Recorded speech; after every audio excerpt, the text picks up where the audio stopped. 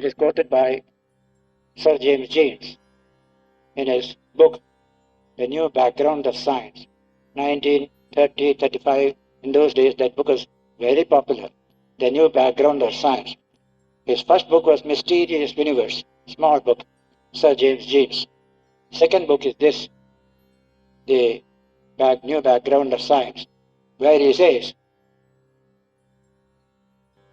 the whole process of science has become reduced to what Einstein called extracting one incomprehensible from another incomprehensible. That is what science today. That is incomprehensible. X is incomprehensible. Y is incomprehensible. You deduce Y from X. That's all what is happening. Truth is missing here. We are not yet in touch with truth. That is the biggest confession of scientists today. That is why Vedanta said, yes, you are right. This world of change, you cannot find the truth there. Go deep to your own inner self. There you will find that ultimate truth, ever the same. That is the Atman, Brahman, from which the universe has come, in which it rests, unto which it returns. That is to be realized through you. The self-consciousness that is within, understanding its unlimited nature. We limit it physically, we limit it socially, we limit it intellectually, ideologically, all sorts of limitations we impose upon it. Remove all this. What remains? Infinite Atman, ever pure, ever free, one with all. That is the truth. That's why the Brihadaranyaka we studied. This world is the world of energy, which physical science shows to you. That is truth. We were in search of truth in science. Prana vai satyam, Upanishad said. These energies are all truth. But tesham esha satyam, this is the satyam of that satyam, the Atman. That is satyasya satyam. In beautiful prayers in Sanskrit, you will find satyasya satyam. In Bhagavata you get, God is described as the truth of truth. The world is truth. God is the truth of that truth. Satyasya satyam. You take a gold ornament. It is truth. A bangle. It is truth. But the gold inside is the truth of that truth. That gold can be a bangle or a necklace or anything. There are all so many names and forms. But the gold alone is the truth of truth. The Atman is the truth of truth. Satyasya satyam. Prita satya netram. Satya atmakam. This is the language used in the Bhagavata in praise of the divine. And so here we come to the end of this chapter. Vipramoksho Mridil Kashayaya. That Narada whose heart had become purified of all impurities, removed all impurities. Tamasas param darshyati. Guru shows the disciple. That is tamasa param. Beyond tamas, beyond darkness. That is light. Darkness is here. The light is there. Darshyati Bhagavan Sanat Kumara. He is called Skanda. Tam Skanda Ityajakshate. Skanda Ityajakshate. One of the titles of Sanat Kumara is Skanda. The word Sanat is removed later on. We only say Kumara. Today in Tamil Nadu it is Kumara. And Skanda is also used. But this Ayyappa all belong to the same category. And the very ancient ideal, this concept of Skanda. There is a Skanda Purana, whole Purana dealing with Skanda. In the Upanishad, we deal with it, one of the four Kumaras, Sanaka, Sanandana, Sanatana, Sanat Kumara. And among all of them, Sanat Kumara is supreme. Bhagavan Sanat Kumara, the word is used here. Not like what we use today, Bhagavan, for every saint, religious person. We are so cheap the word Bhagavan has become. But here it is used only for the highest type of spiritual manifestation. Bhagavan Sanat Kumara. Tam Skanda Ityajakshate. Tam Skanda Ityajakshate is repeated to show the end of the chapter. A repetition of a sentence is to show the end of the chapter or the section concerned. Here you end in the 7th chapter ends here. In the 8th chapter, you will be dealing with materialism and spirituality. Difference between the two. From the fruits, you will know the nature of a tree. If the fruit is very, very bitter, the tree is very bad. The fruit is very sweet, then the tree is good. So a tree is to be judged by the fruits, Jesus Christ said. Similarly, materialism leads to certain evils. Spirituality leads to certain virtues and graces. These two are compared through a story and teaching in the 8th chapter, which we shall take up next Sunday when we meet here. Today we enter into the last chapter of Chandogya Upanishad, 8th chapter. Their subject is this same spirituality, and the reality is sought within the human being itself. No more of things outside.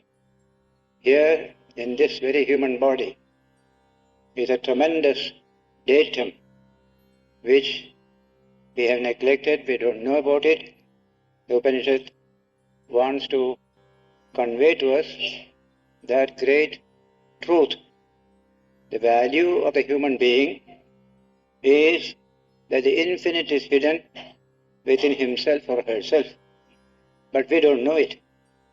We consider something outside more valuable than anything here. That reverse attitude must go, correct attitude must come.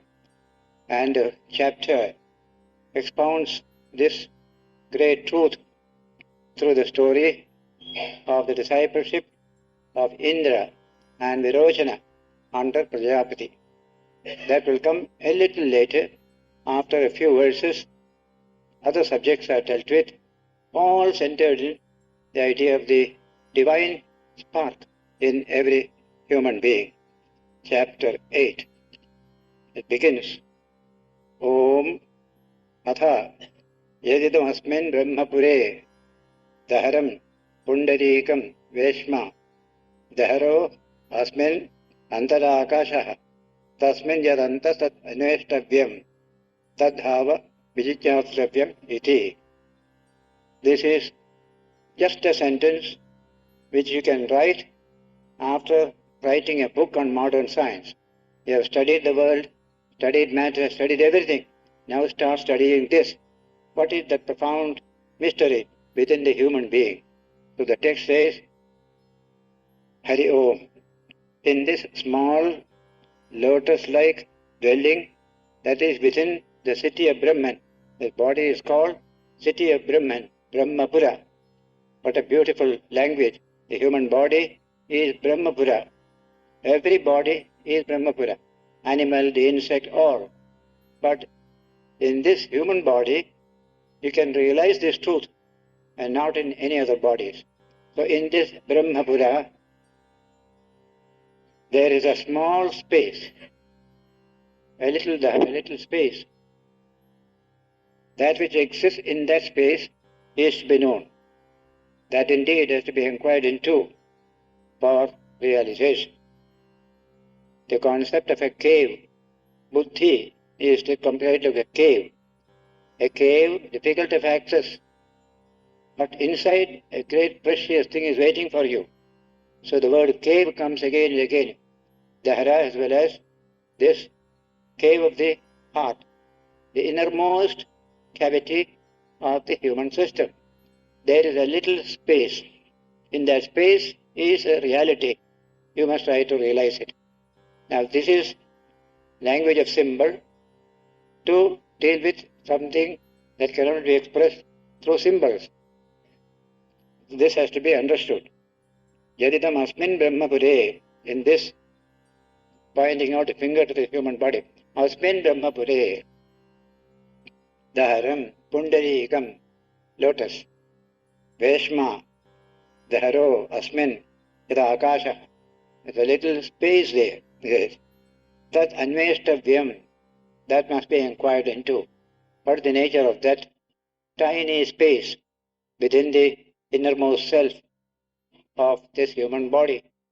In the Kathopanishad, it is mentioned that the heart He is like a lotus. Its size is as big as your fist. Within that is the infinite Atman. We have to realize this. Brahman is everywhere. For purpose of meditation, this place is given for meditation.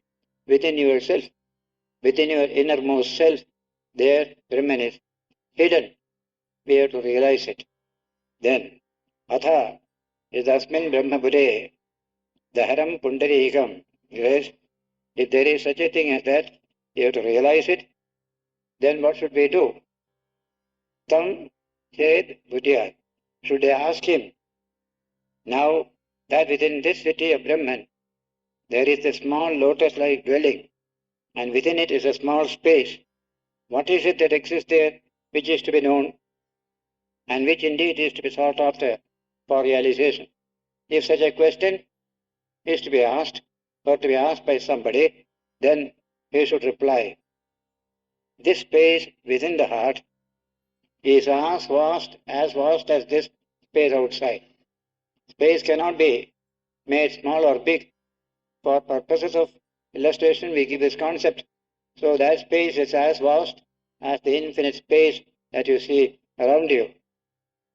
This space within the heart is as vast as this space outside. Within it, indeed, are included, just see the language, both heaven and earth, as also both fire and air, sun and moon, lightning, stars, everything is there. Everything is in that little space where there is Brahman, everything is included therein. It is smaller than a mustard seed, language is used, and infinite like the universe itself. That's the nature of Brahman. Whatever this one has here, whatever he has not, all that is included in that. So that the whole universe is included within that tiny space, within the heart. That is Brahman. The Kathopanishad last chapter said, Puram Ekadashadvaram. This body is like a city with 11 gates, 11 openings. Puram Ekadashadvaram. So the word Pura is used for the body. And in the Brihadaranyaka it was said, Brahman created these various Puras. Puraschakre. He created these Puras. Pura, Dvipada, Chatuspada, 2 legs, 4 legs, etc., etc. And having become a Pakshi, a bird, he entered into this Pura. So Brahman created the body, entered into it as the Jiva, as the soul. What Gita calls, Krishna calls in the Gita, Mamaivamsho Jivaloke Jivabhuta Sanatana. A little part of myself has entered into each one of you. That is the language of Vedanta. Man's uniqueness, man's infinite value is because of that. Not this tiny body. Within a short time it will die, putrefaction begin. That is not our status. There is something in this precious box, a jewel inside it. That's why the body is to be cared for. Body must be looked after. Body must be kept clean and fine because it contains a precious jewel. That is the language of our mystics, poets and mystics. And so, if this is so, everything is inside here, but all you see outside is all inside. Because Brahman is there, and the whole world is in Brahman.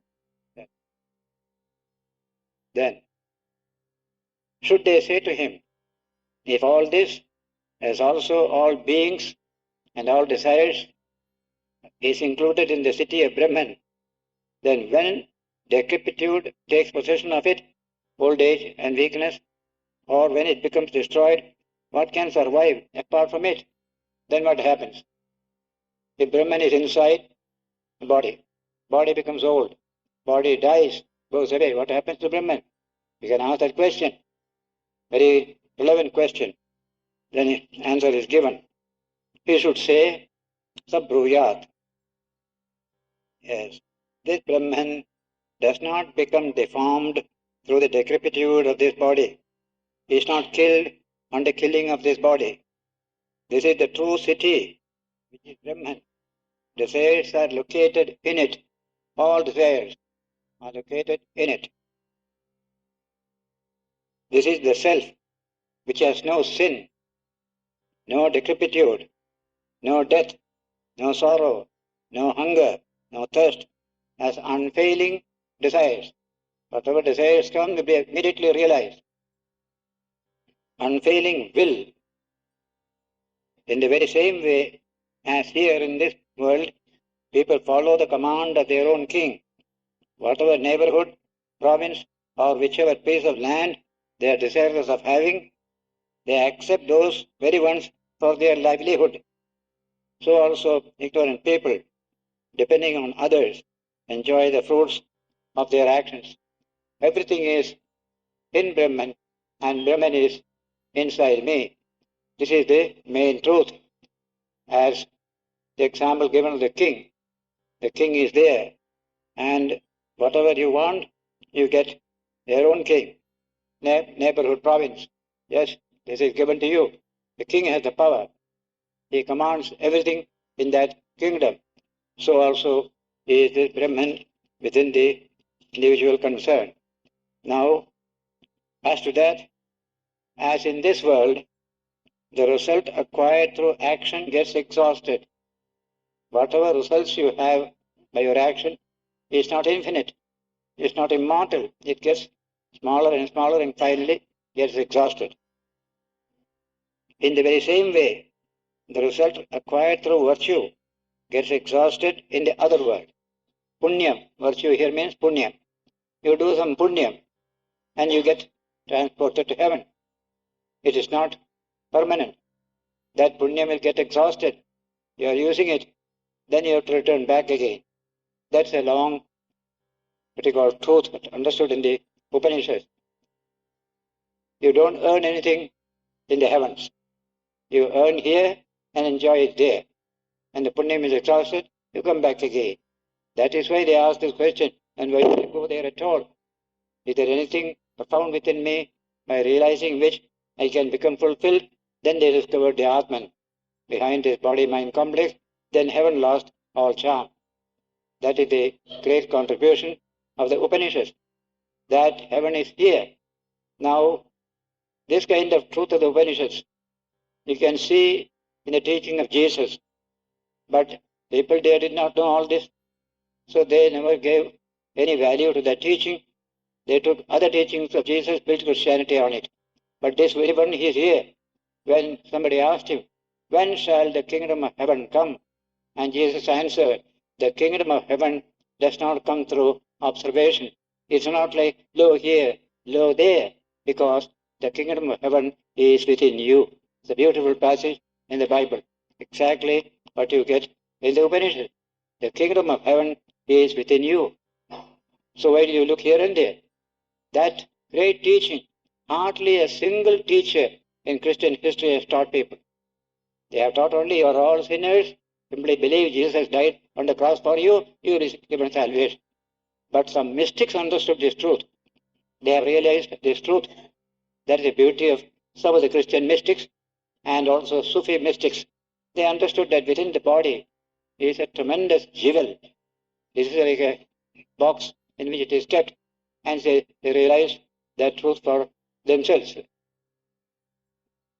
Similarly, therefore, in this world, those who depart, really, see this, those who depart this world without realizing the self and these unfailing desires, for them there is no freedom of movement in all the worlds. They become limited. They have not realized the unlimited self within. On the other hand, in this world, those who depart after having realized the self and these unfailing desires, for them there is freedom of movement in all the worlds. They are truly free. That's the meaning of freedom. No kind of constraint on them. The Sanskrit text is very interesting. Tad yatha iha karmajito loka kshiyate. Actions which produce results, and you get a higher world through those results, that become exhausted, and you have to return back again. Kshiyate. Evameva amutra Punyajito lokapsiyate. Whatever we do here, we build up and slowly it decays and dies. Even build a house. After some time it decays and you have to rebuild another house. Similarly also the punyam we get in heaven, that finally becomes exhausted and you cannot continue there. There is no way to live there without that punyam. That therefore you return from the heaven. Tadya iha atmanam ananavidya. Without understanding the Atman and anuvidya. Anuvidya means knowing. Ananavidya means not knowing. Prajanti, those who depart from this world, tamscha, satyan, kaman, all those desires which are already fulfilled in your own heart. Sarvesh lokeshu akamacharo bhavati. In all the world, wherever they go, they will be not able to satisfy their desires. We are always seeking, slave, begging, not satisfy their desire. That creaturely state will continue until you realize Satyakamam Teshu Sarveshu Lokeshu Kamacharo Bhavati. Now in 2-3 verses, Saime Satyaha Kamaha. He says, these unfailing desires, which are such, remain covered by untruth or falsehood. Falsehood is the cover of those existing true desires. There are true desires, there are false desires. The true desires are covered over by false desires. Because whosoever of one's relatives departs from here is not available to be seen here again. We are full of desires for our own people, relatives. When they disappear, you get them again. You can't have that desire satisfied again at all. Again, those individuals belonging to him who are here and those who have departed, and whatever else he does not get by desiring, he gets all those by entering here, because these true desires of him remain here covered by falsehood. That's the language.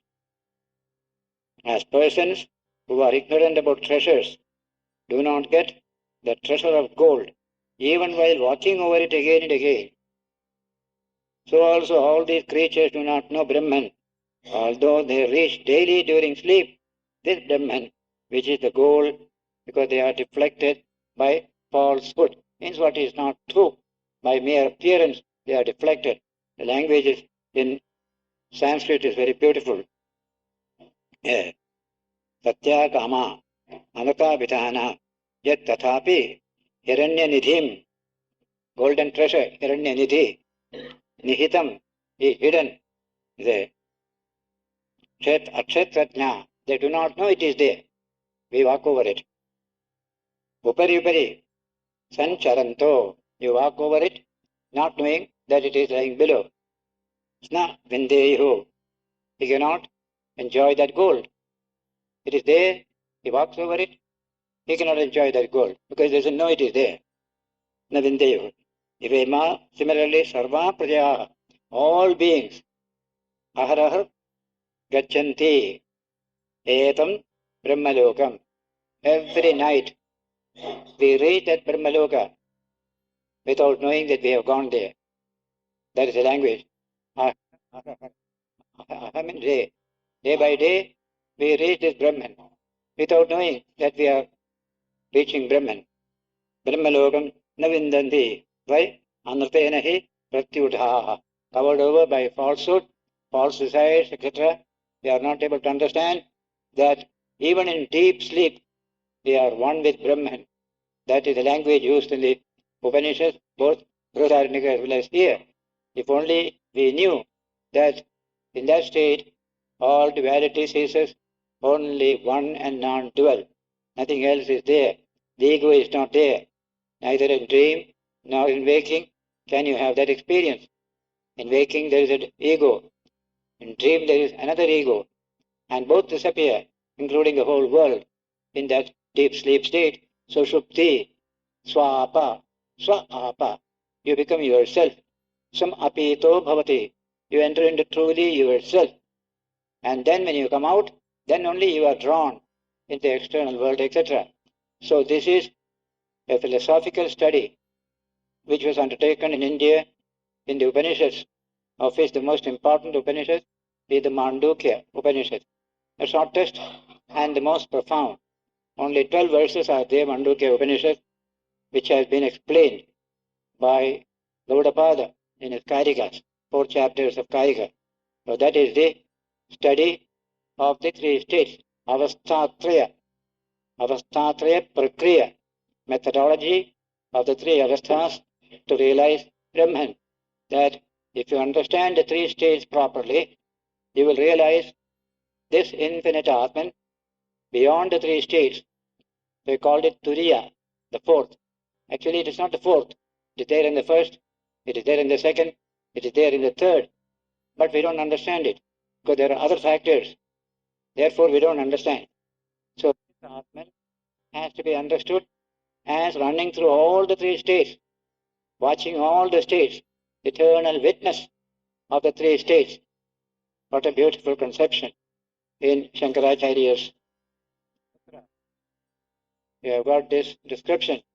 Jagrat Swapna Sushuptishu Sputataram Yosau Vijaram Pate. In all the 3 states of Jagrat, Swapna, Sushupti, the Atman is shining all the time. Only we are not able to understand it. Tasmai Shri Guru Murtaye Namaidam.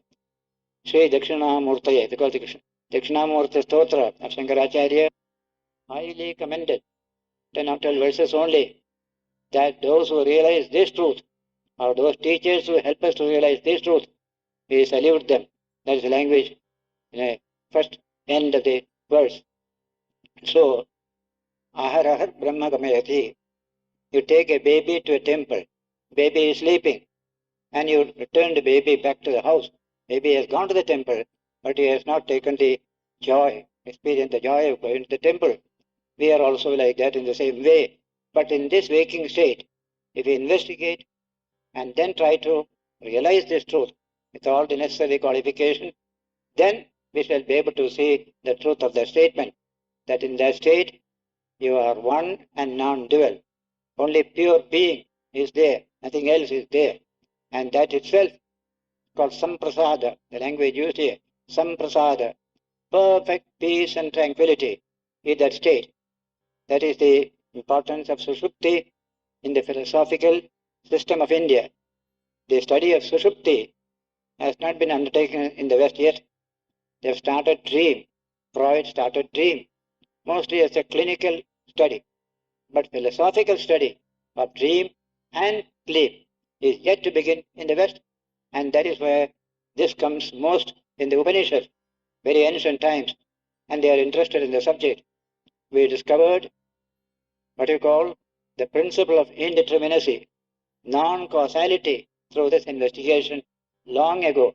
Heisenberg discovered it in our time, the principle of indeterminacy. And all the scientists are eager to know whether India had studied the subject. And if you talk about it, they will come closer and closer to you to know this nature of truth, nature of non-causality, that there is a level where there is no causality. Causality rules everywhere. Wherever there is relativity, there is causality. But there is one level where there is no causality. That is the Sushupti level, where you realize the infinite Atman, ever free, ever pure. That is the 7th verse in the Chandogya Upanishad. Nanta prajnam, na bhiprajnam, etc., etc., etc. Finally we say, Shivam Advaitam Chaturtham Manyante. They say Shivam, Chaturtham, Sa Atma, Sa Vijnaya. That is the Atman. That has to be realized. That is my true nature. In this way, here in this Upanishad also, just a hint is given about this subject by this statement. Ahar Ahar Brahma Gamayati. Every day, every night, we are taken to Brahman. But we don't know we have been taken to Brahman. We have returned back here. Say like that. Yes. Vindati Amrtena Adane Pratyuha. Because falsity is covering our minds. We can't see the truth, and the truth is in front. Because mind is covered with falsity, false desires, etc.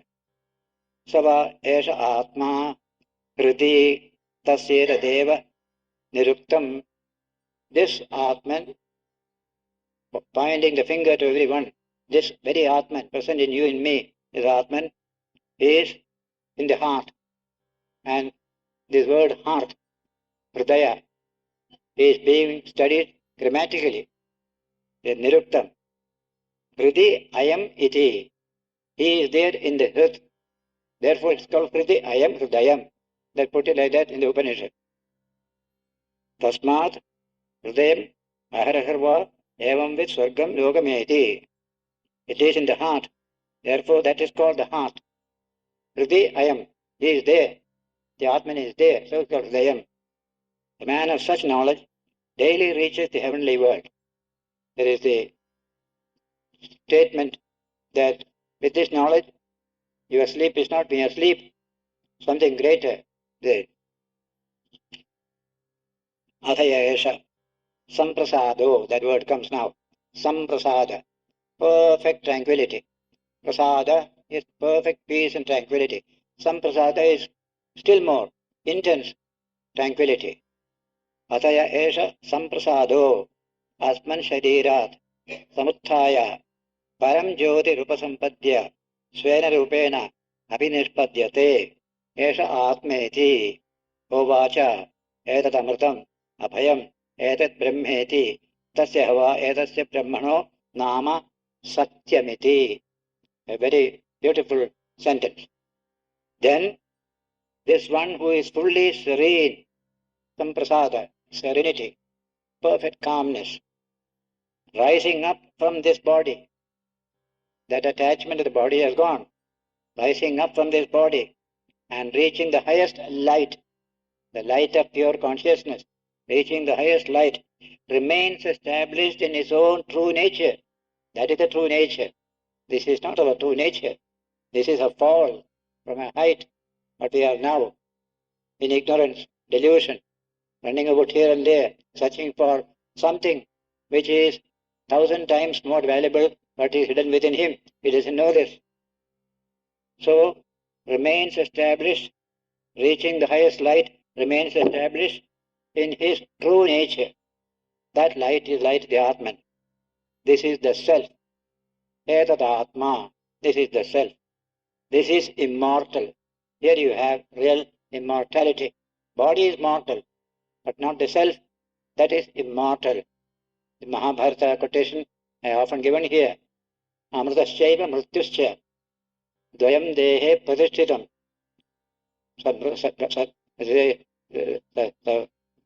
Through pursuit of delusion, you reach mortality. Through pursuit of truth, you reach immortality. It's a language. Both are established in the human body. Mortality, immortality. The body dies, but the immortal Atman ever remains. By pursuit of truth, we can realize the Atman. By delusion, we understand only the body, and so we enter into death again and again. Amritaschaiva, mrityuscha, dvayam, dehe, pratishtitam, mrityurapadyate mohat. The pursuit of moha, delusion, you reach death. Satyena apadyate amritam. When you pursue truth, you reach the immortal, the Atman. This is immortal. This is beyond all fear. No fear here. The rest of the world is all full of fear. In fact, if you ask what is the common characteristic of every creature in the world, including the human being, it is fear. Constantly there is fear. Fear of insecurity, fear of losing, fear of this, fear of that. Among animals, fear of being eaten up by other animals. And today, among human beings also, being cheated by other people. They have constant fear that their car was stolen away from here. And later on, police got it, it seems. We live in fear. All creatures live in fear.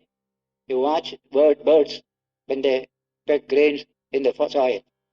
Always looking this side, what is going to happen. They're very careful. Fear, fear, fear. The only state in which absolute fearlessness comes, knowledge of the Atman. Absolute fearlessness. And that is serenity. That is samprasada. With fear you cannot have serenity. Absolute samprasada comes when you transcend all fear. That possibility is hidden in us as a meaning. If education means understanding of the resources of human potential. This is the highest education, to make us realize our own highest potential, our immortal divine nature. That is the highest education, Paravidya, as we call it in the Upanishads. This is Brahman. Truth is the name of this Brahman. What is the name of Brahman? Truth. Satyam is the name of this Brahman. In the Taittiriya Upanishad, Brahman is defined there. First word is Satyam. Satyam Jnanam Anantam Brahma. Brahman is Satyam. Brahman is Jnanam, consciousness. Brahman is Anantam, infinite. So here also he calls it Tasya Edasya Brahmano Nama Satyamiti. Truth is the name of Brahman. Gandhiji in later life defined God as truth. Truth is God, he said. Not a God here, I said that God is true. That's not correct. Truth is God. Nothing else is God. That's the language of the Upanishads. Tani hava etani trini aksharani. 3 letters form Satyam. Satiyam. Satyam. Satiyamiti. Tadyat sat amritam. Atha yatti. Tanmartyam. Atha yatyam. Tenophe yachati. Yadena uphe yachati. Tasmat. Aharaharva. Evam vid swargam lokameti. This is 3-4. 8-3-4. These indeed are those 3 letters. Sa, Ti and Yam. Satyam.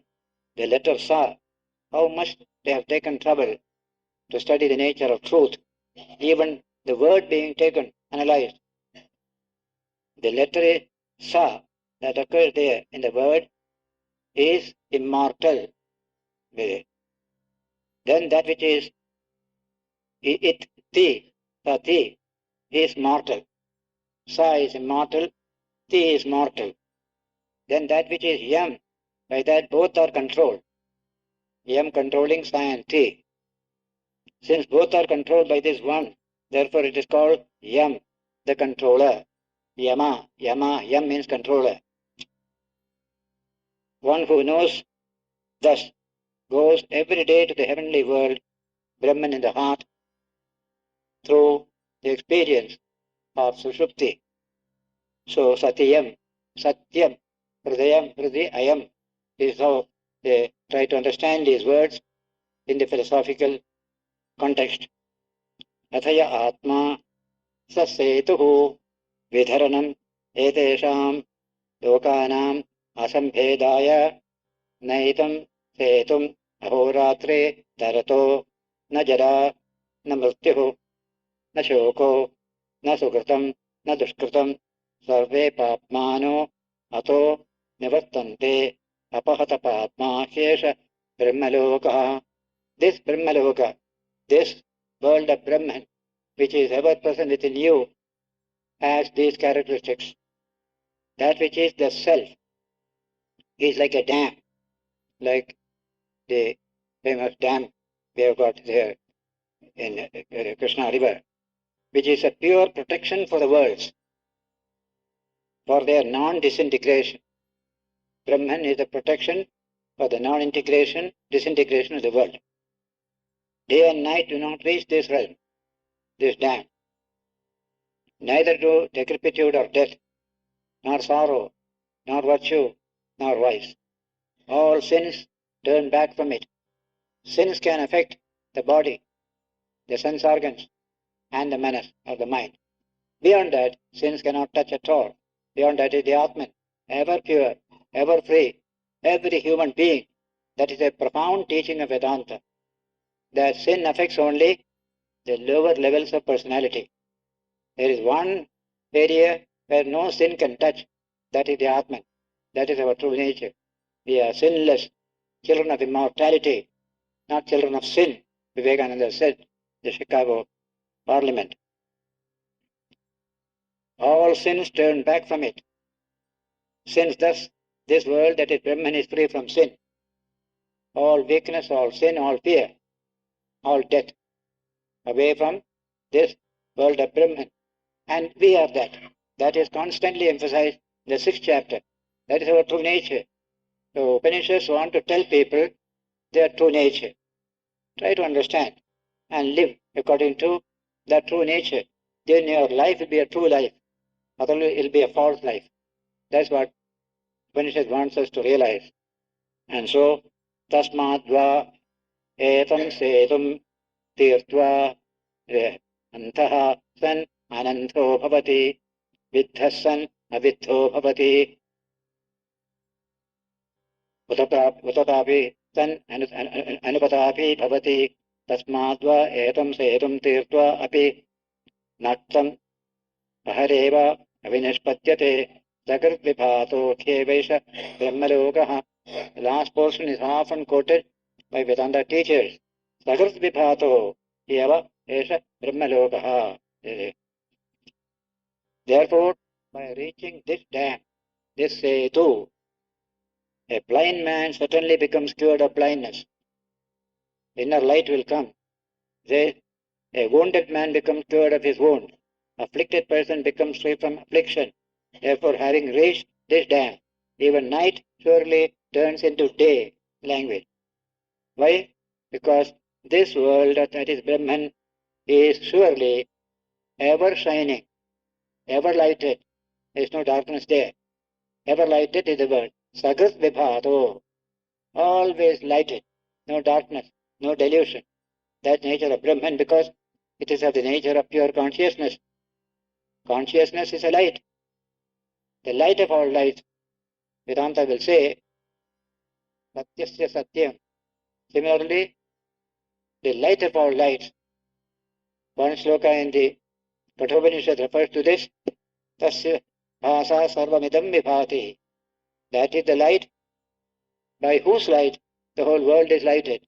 The sun is lighted, moon is lighted, all stars only through the light of Brahman. So we call it the light of all lights.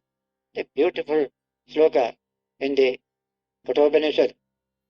Natatra suryo bhati na chandratarakam nema vidyato bhanti kutoya magnihi tameva bhantam anubhati sarvam. That shines, these shine after it.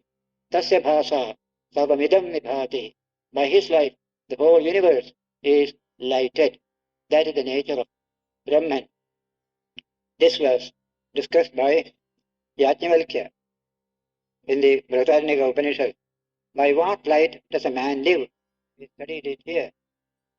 There is, by what light does a man live and work? Karma karoti. First we will say light of the sun, then light of the moon, light of the stars, then light of speech. You can find your way by speaking. When all these lights are gone, still if you function, how do you do so? Then comes the last sentence. Atmane jyotishaste palyate karma gurute.